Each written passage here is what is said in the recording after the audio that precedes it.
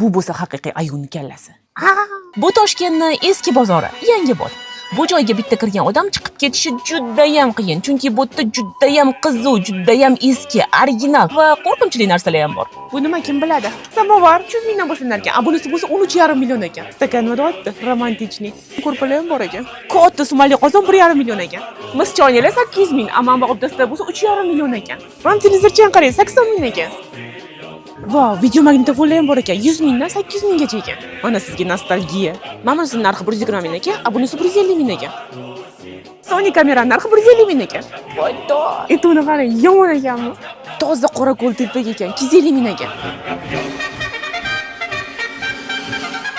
Erteladagi sanduq 6 million ekan. Dahshat va. Alo, Oybek aka emasmi? Bolalarning setvordi-ku. Kompyuter dodasi. Ishlar ekan. Mana bunaqa haykalcha odam hamma uyda bo'lardi. 50 ming so'm ekan. Oh, komp 75 ming ekan. Ammo bu chensiladami? Bu 50 ming ekan. Bunaqa mashina kim uyida bor edi? 350 mingdan ekan.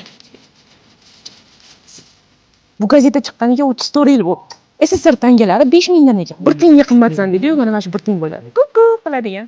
Bu qo'qonni qadimgi choynak ekan. 1 milliondan 2 milliongacha ekan. Xazina topdim. Siz bu bozordan nima olgan bo'lardingiz? Kommentariyda yozib qoldiring.